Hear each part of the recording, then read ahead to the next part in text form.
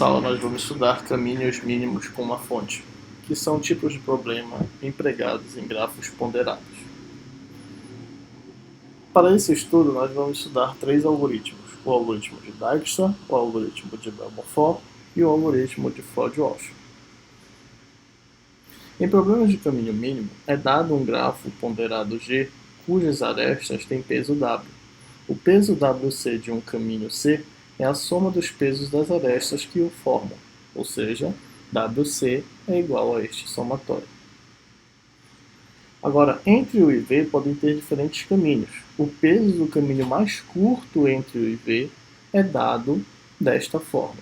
Então, o peso do caminho mais curto entre o IV é igual ao caminho mínimo entre o IV ou mais infinito, caso não exista caminho. Então, os três algoritmos que nós vamos estudar, Dijkstra, Bell-Moffat e Ford-Walsh, têm como objetivo justamente encontrar o caminho mínimo entre o IV, sendo U uma fonte. Ou seja, se nós quisermos encontrar o caminho mínimo partindo de um vértice específico, nós sempre temos que informar esse vértice como fonte do algoritmo que queremos utilizar. Okay? Um caso particular que nós vamos ver é que existem grafos que admitem arestas com peso negativo. Em algumas instâncias do problema de caminho mínimos com uma fonte, podem existir arestas com peso negativo. Se o grafo G não tem ciclo com peso negativo alcançável a partir da fonte S, então o caminho mínimo permanece bem definido para todo o vértice do grafo. E aí, dos três algoritmos que nós vamos estudar, o algoritmo de Dijkstra, que será o primeiro, ele não admite, né, em sua execução, a existência de arestas com pesos negativos, porque o algoritmo de Dijkstra não tem a capacidade de encontrar, se existir, ciclo negativo, diferente dos outros dois algoritmos, do Bell-Moffat e Ford-Walsh, que eles admitem as arestas com peso negativo e, caso exista ciclo negativo, ele tem a capacidade de detectá-los. Caso não exista, então ele informa o menor caminho a partir da fonte definida. Então, para estudar os algoritmos de caminho mínimo com uma fonte, nós vamos iniciar com o algoritmo de Dijkstra. Vamos ver o seu... Ok, então o algoritmo de Dijkstra é este aqui. Ele recebe como dado de entrada o grafo, os pesos e a fonte, que nós chamamos de S. Então ele tem a sua fase de inicialização dos vértices, que nós vamos ver como funciona esse passo 1.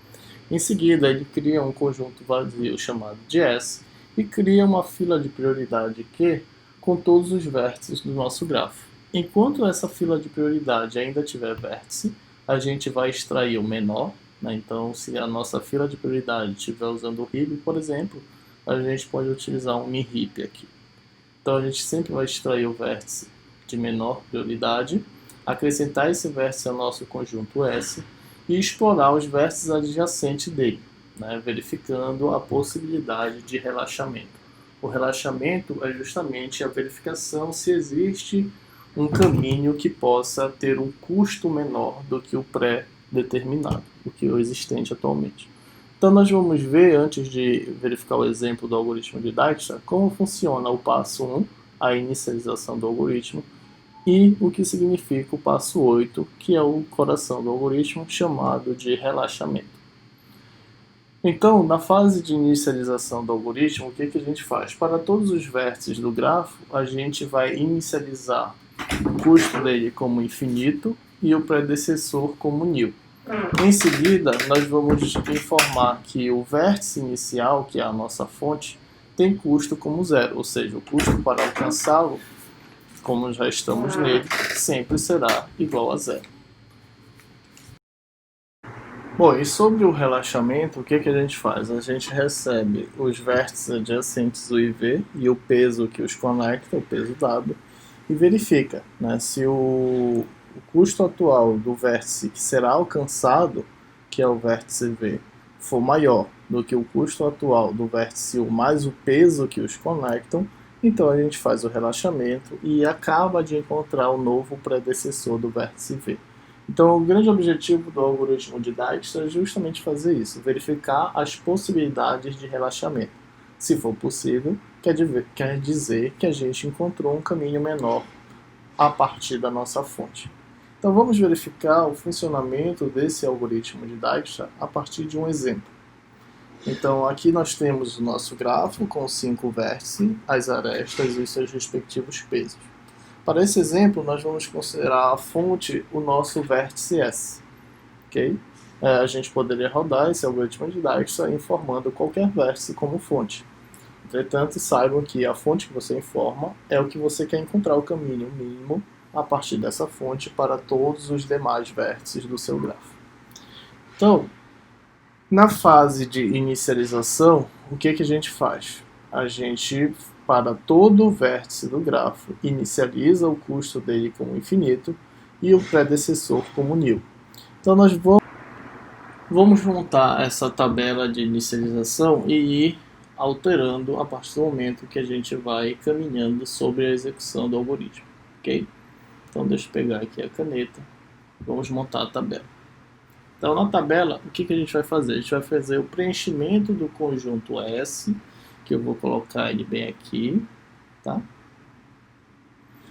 E a atualização do nosso custo de cada vértice, ou seja, a atualização desse D aqui, tá?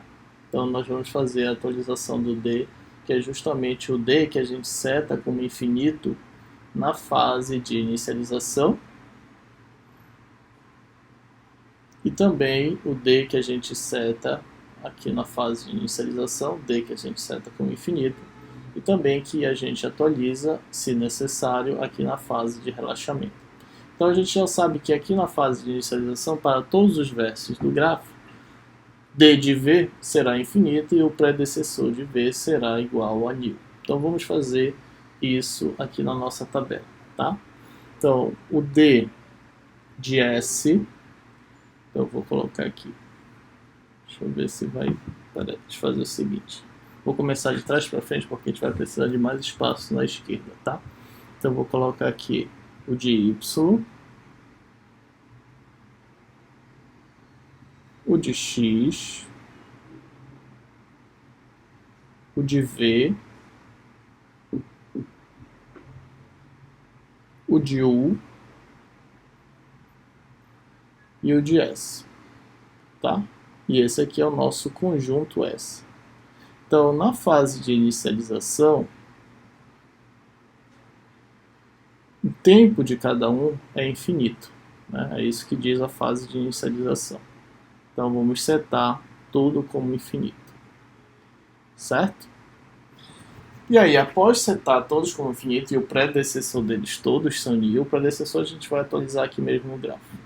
A gente seta o vértice fonte como zero, né? O D dele é zero. Então vamos fazer aqui. Como nossa fonte vai ser o S, então o D dele é zero.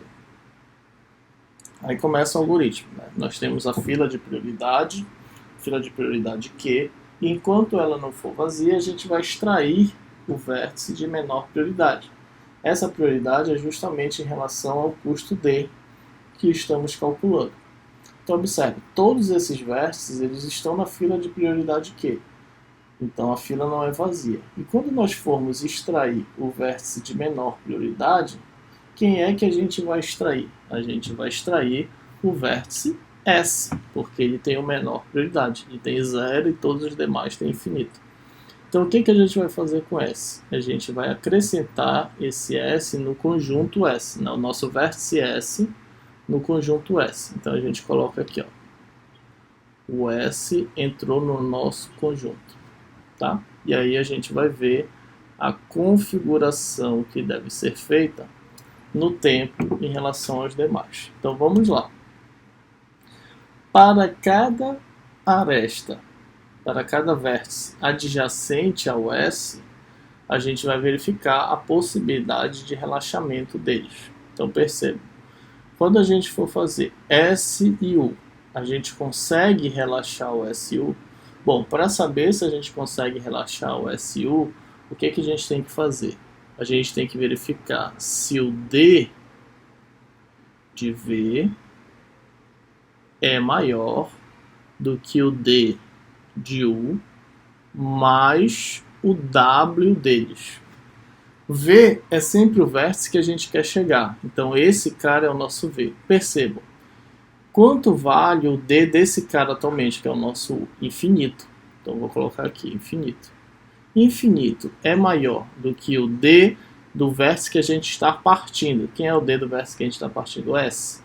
Quanto vale o D de S atualmente? 0. Então 0 mais o W. Quem é o W? É o peso da aresta que os conectam, que é 10.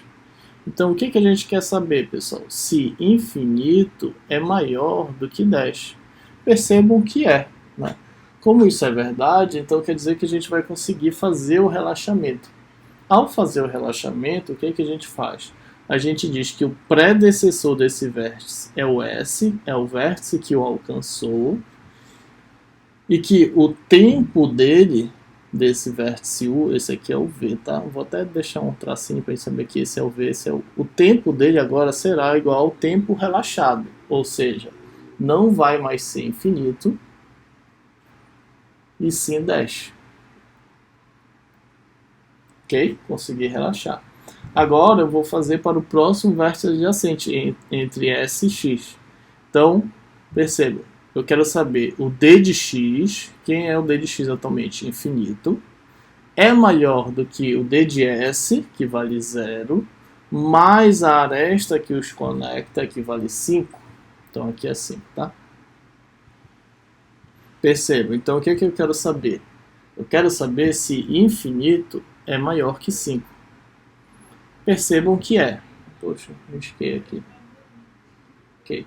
Percebam que é. Então eu vou conseguir relaxar. Ao relaxar, o que eu faço? Eu digo que o predecessor do vértice X é o S, ou seja, que eu consegui alcançar a partir daqui. Então esse é o S.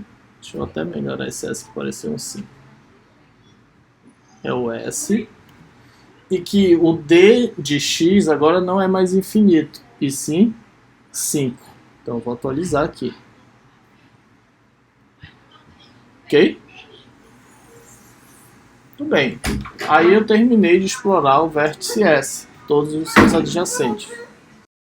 Bom, então agora que nós terminamos de explorar o vértice S, né, conseguimos relaxar S para U e S para X, agora a gente volta para o while e verifica se Q ainda é diferente de vazio.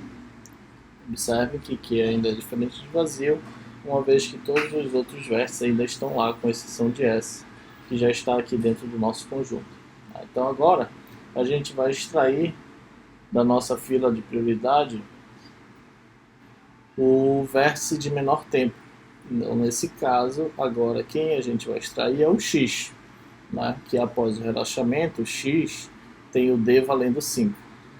Então, ao extrair o X, o que a gente vai fazer com ele? Acrescentar o X no nosso conjunto S. Então, eu vou fazer justamente essa atualização. Já tenho o S, agora eu vou colocar o X. Então, meu conjunto S está assim no momento. Ok? E aí, agora para cada vértice adjacente a X, eu vou verificar se eu consigo relaxar alguém. Então, aqui no X, quem é adjacente a ele? Nós temos o U sendo adjacente a ele, nós temos o V e temos o Y, ok? Então, vamos verificar inicialmente se a gente consegue relaxar o U. Ora, para a gente verificar se a gente consegue relaxar o U, essa condição aqui tem que ser satisfeita. É o tempo atual de U, aí nós vamos e verificamos aqui na nossa tabela. O tempo atual de U é 10. Então eu vou colocar aqui, ó.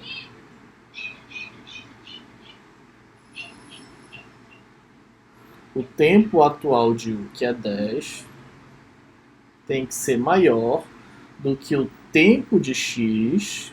Quanto vale X? 5. Mais a aresta que conecta X e U. A aresta que conecta X e U tem peso 3. Então, observem que a relação é satisfeita, né? 10 é maior que 8. Portanto, a gente consegue relaxar. Então, o que a gente vai fazer com esse relaxamento? A gente vai atualizar o tempo de U, que valia 10, agora vai valer 8. O que quer dizer isso? Quer dizer que a partir da fonte a gente acabou de encontrar um melhor caminho de S até U, que é justamente passando por X, tá? Então o tempo de U valia 8, e agora o predecessor de U não é mais S. O predecessor de U agora é X. Então vou atualizar aqui o seu predecessor valendo X. Ok? Muito bem. Agora nós vamos verificar o próximo vértice adjacente a X se a gente consegue relaxar. Vamos verificar para o vértice V. Então, para o vértice V, a gente vai verificar o tempo do vértice V se é maior do que o tempo do vértice X mais W. Ok? Então, vamos fazer essa atualização aqui. Então, olha só. O tempo do vértice V, atualmente, que é o que está arriscado aqui, é infinito. Né? Então, infinito é maior do que o tempo do vértice X, que atualmente é 5, mais W, que é a aresta que conecta X a V, que no caso é 9. Então, infinito é maior que 14, a relação é satisfeita. Como a relação é satisfeita, então eu consegui relaxar e vou atualizar o tempo do meu vértice V, que agora vale 14. Ok? E como eu consegui relaxar, então o predecessor de V é X. Certo? Agora a gente verifica o próximo vértice adjacente, que no caso é XY.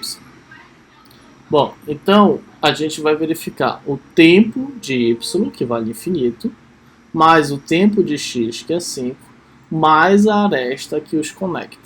No caso aqui, a aresta que os conecta tem peso 2. Então nós vamos colocar aqui. Então o que eu quero saber é se infinito é maior que 7. Observem que sim, então eu consigo relaxar o Y.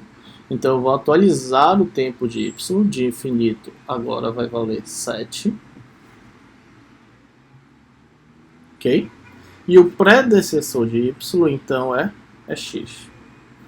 Bom, como não temos mais em relação a X vértices adjacentes para verificar a possibilidade de relaxamento, a gente volta para o nosso while e verifica se ainda existem vértices na nossa fila de prioridade. Observe que ainda existe, né? Estão lá todos os vértices menos SX que já estão no conjunto S. Então agora, dos que ainda estão lá, a gente tem que verificar o de menor prioridade. Então, entre U, V e Y, o de menor prioridade é o Y, né? Que tem tempo 7. Então é ele que nós vamos extrair. Ao extrair o Y, então a gente vai acrescentar este vértice no conjunto S. Então vamos colocar ele aqui, ó, Y. Ok? E aí a gente tem que verificar os vértices adjacentes a Y, a possibilidade de relaxamento. Então, os vértices adjacentes a Y são 2, correto? O S e o V. Então, quando eu for verificar a possibilidade de relaxamento em relação a S, qual é a comparação que eu tenho que fazer? O tempo atual de S, mais se é maior do que o tempo atual de Y, mais a aresta que os conecta. Então, qual é o tempo atual de S? Olha na tabela, vale 0. Então, eu quero saber se 0 é maior do que o tempo atual de Y, 7, mais a aresta que os conecta, que no caso é 7. Então eu quero saber se 0 é maior que 14. Observem que não. Então significa que eu não posso relaxar. É óbvio. Nesse caso não tem como relaxar porque essa é a nossa fonte. Né? Então não existe nenhum outro caminho menor do que já está nele. Então nesse caso não tem como relaxar mesmo. Vamos verificar se a gente consegue relaxar de Y para V. Então para isso eu tenho que verificar o tempo atual de V. Deixa eu atualizar aqui.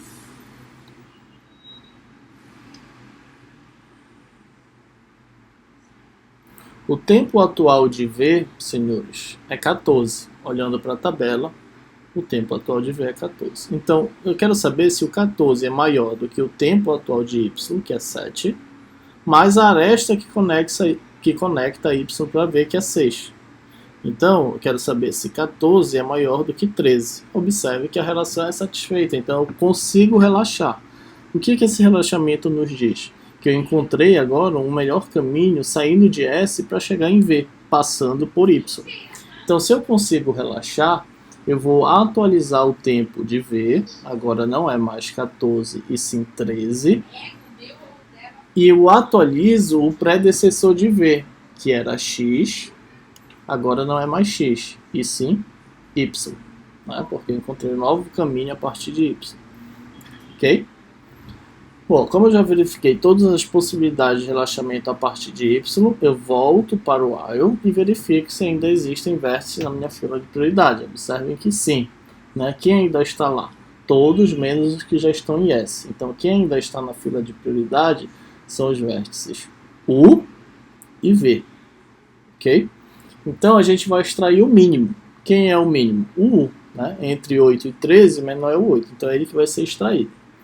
Então agora a gente vai acrescentar no nosso conjunto S o vértice U. A partir dele nós vamos verificar a possibilidade de relaxamento.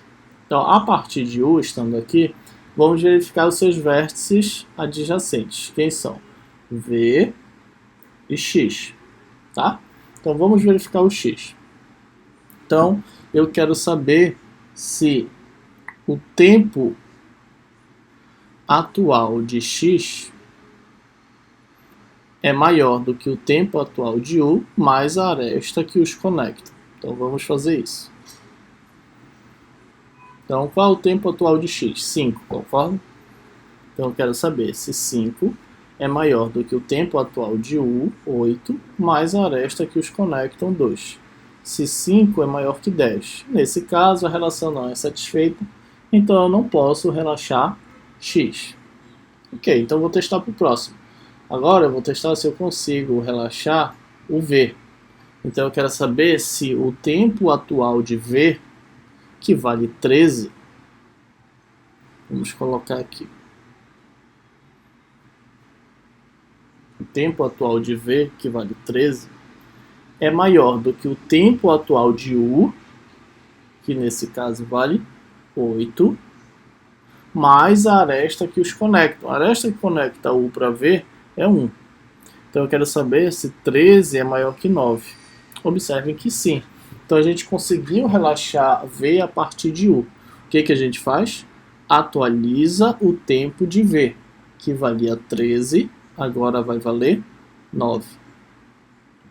E se eu conseguir relaxar, eu tenho que atualizar o predecessor. Então, o predecessor de V, que antes era Y, agora é U.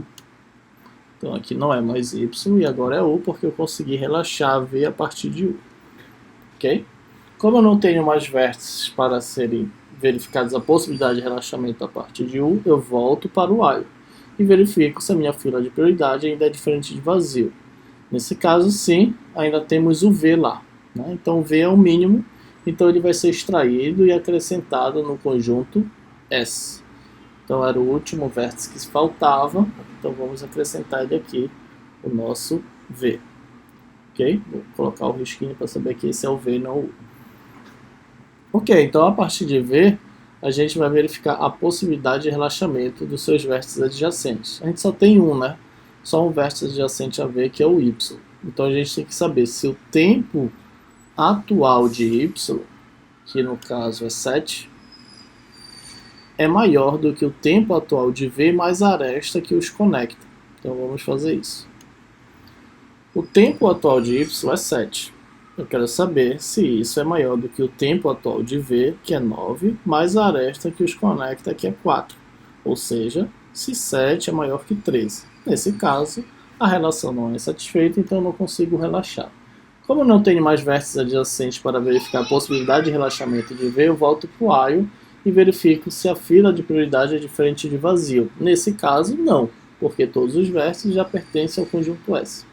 Então, significa que eu terminei de rodar o meu algoritmo de Dijkstra. Então, essa é a configuração do algoritmo e a partir dos predecessores, a gente consegue encontrar o menor caminho de S, que é a fonte, para qualquer outro vértice. Por exemplo, se eu quiser saber qual é o menor caminho de S para Y, o que eu tenho que fazer? Eu tenho que olhar para Y, ok? E verificar quem é o seu predecessor. O predecessor de y, então eu vou colocar bem aqui. Vou apagar aqui a questão do relaxamento e vou colocar os menores caminhos, ok? Então, se eu quero descobrir o menor caminho de S para y, então eu olho para y.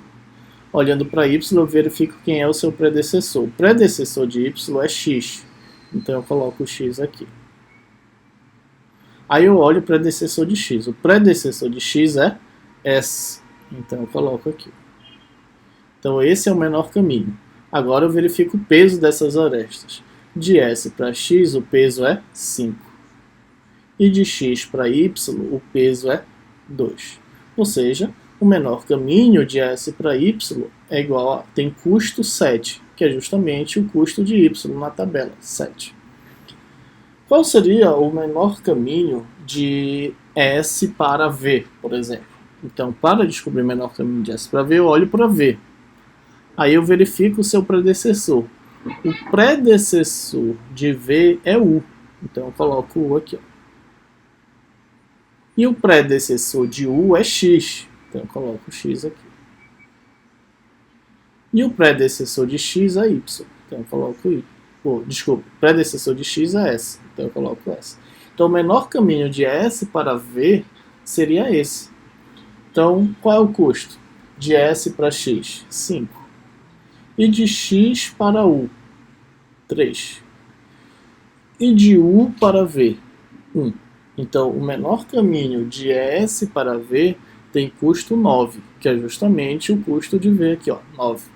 Tá? Então, percebam que apesar de ter um caminho mais longo, mas esse caminho tem um menor custo do que se eu passasse, por exemplo, por S, U e V, né, que teria o custo 11. Então, o custo 9, apesar de eu percorrer mais arestas, tem um custo menor. Esse é o grande objetivo do algoritmo de Dijkstra. Ok, pessoal? Então é assim que o algoritmo funciona, o algoritmo de Dijkstra. Lembrem que esse algoritmo ele não funciona para arestas com peso negativo. Para utilizar arestas com peso negativo, a gente tem que utilizar os algoritmos que vamos ver em seguida, de Bell-Bonfort e Ford-Walsh. Até lá!